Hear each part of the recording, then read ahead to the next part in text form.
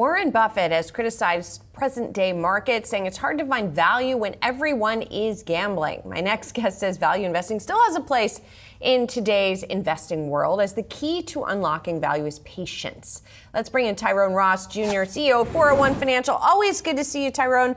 And so, when Warren Buffett talks, we tend to listen. And, he has been on right. I mean, he gave an interview this week in which he reiterated these comments, but he's talked a lot in recent years about what he calls the casino-like atmosphere that he thinks has come to equity markets. I mean, you deal with a lot of younger clients. How do they feel about value investing? Do they see it as something that is sort of outdated? They do. I think value investing is something that needs more education. I think there are a lot of young investors that have a lot more options that older investors didn't have, and it's chasing the next shiny object, unfortunately. And if every firm has a brokerage now, they're rolling out some type of prediction market or some type of perpetual decks to trade and futures, and it's insane. So yeah, I think value investing still has a place, but I think it's incumbent upon fiduciaries to educate a new generation on what that means to find value, and have some patience and hold long term. I mean, and Buffett has also said, it's tough for him to find value in the market. I mean, certainly we've seen that because Berkshire Hathaway has not been deploying as much capital in recent years. So how do you look for it? How do you advise clients to look for it? What we've done actually is started to, again, educate clients on what value investing is. I think 12% over the last 5 years or so. So definitely not going to excite grandma at Thanksgiving. But I think we've also started to look overseas, expose clients to VT, which is a mix of all the companies here and globally, to kind of start to show them investing beyond our shores and try to find value outside of U.S. markets, which we feel is fairly value right now, pretty rich, if you will. But that's really it. It's more of an education. It's a conversation, and not what is the next thing that's going to go up 100% in the next 6 months. Right. And on the flip side of that, you have the casino-like atmosphere in stocks, and then you have actual casino when you're talking about prediction markets, right? And something I was thinking about this morning, Tyrone, it was so interesting when crypto got to the acceptance level enough that you had folks like you coming in from the advisory side saying you want to allocate X% of your portfolio to this. Are we at a point where you would do that for prediction markets? Do your clients come, because you want to limit the risk, right? So is that a conversation that you're having at all? It's not a conversation that we are having, and I don't think it's a conversation financial advisors should be having right now. Obviously, listen, what clients want to do away from the advisor, they should let their advisor know.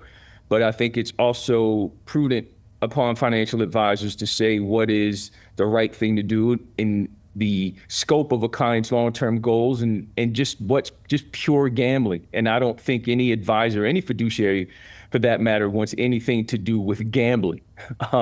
So yeah, I think it's tricky here. We don't discuss it. We haven't had the opportunity to, and if we did, I would express the sentiments that I just shared with you. Gotcha.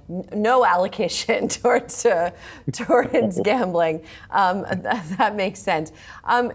That said, I think Buffett too has talked about crypto as gambling, right? And so as somebody who is steeped in the crypto world, how do you think about that?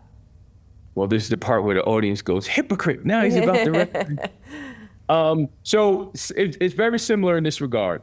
If you are a short-term trader and you are trading crypto, to me, yes, that is gambling. Long-term investing on any asset class, to me, has a plan.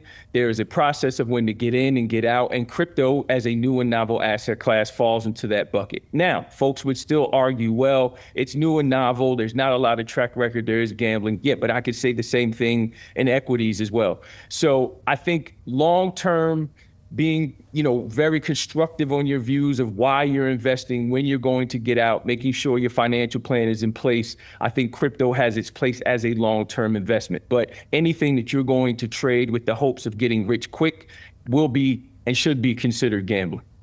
And finally, I want to ask you about how you're thinking about Bitcoin prices right now, because we've seen them kind of bump along the bottom here. What are you hearing from clients? Are they sort of true believers, or at least patient enough that they're going to hang on through this? Yeah, so again, our clients like us tend to be crypto hippies. They're true believers. They're not going to leave. I personally believe that we go lower and a lot lower. I don't know when, and I don't know what that catalyst would be. It could be the Clarity Act not getting passed. I don't know, but I do think we're not out of the woods yet.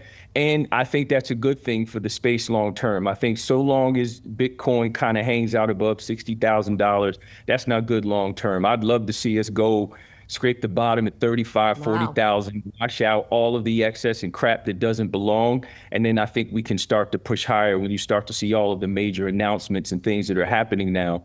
Those announcements usually happen right at the, in a bull market, if you will, that is really roaring. But to see some of these announcements in the bear market, you can see it's going to be the tide that turns the hand when we go higher. But yeah, we can and should go lower, and I think that'll be accretive for the space. Are you and clients adding here, or are you waiting for that further drop? We tell folks the dollar cost average, right? So they'll average in on the way down. But yeah, I think I mean personally, he needs to go lower. I'm backing up the truck. I might sell this couch you see behind me. But we do have clients actively and constructively getting in relation to what their other goals are. But yeah, this is with being down 50% or so off the highs. It is good to accumulate a position here and continue to dollar cost average in. Tyrone, good to see you. Thanks so much. Thank you for having me.